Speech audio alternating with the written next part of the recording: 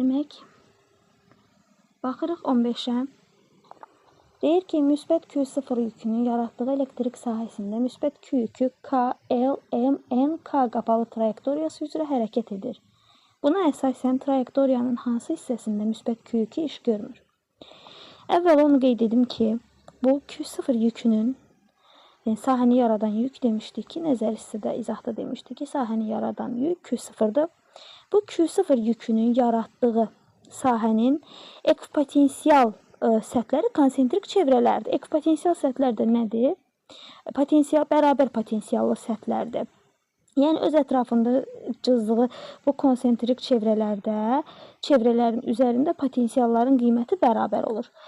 Elektrik sahəsində də işin qiyməti bu potensiallar fərqini izah edir deyə, fərqinə bərabərdir deyə. Yəni, A bərabərdir Q vurulsun, F1 çıxılsın, F2. Yəni, potensiallar fərqinə bərabər olduğu üçün potensialın bərabər olduğu həmin bu konsentrik çevrələr üzrə hərəkət edilən zaman iş görmür. Çünki, məsələn, əgər F1 bərabər olsa F2, bu elə bil ki, F1 F2-yə bərabər olsa, hər ikisi F olsa, A bərabərdir, Q vurulsun, F çıxılsın, F olacaq, A bərabərdir, Q vurulsun, 0 bərabərdir, 0 olacaq. Yəni, məntiqi cəhətdə iş görülməmiş olacaq. Daha sadə dildə desək, hərəkət trayektoriyası, tutaq ki, müsbət yük gətirilib də bizə deyilir.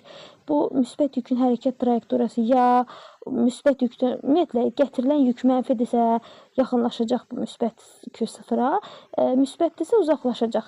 Yəni, burada da müsbət olduğuna görə uzaqlaşır. Yəni, hər hansı bir daha doğrusu perpendikulyar hərəkət edir.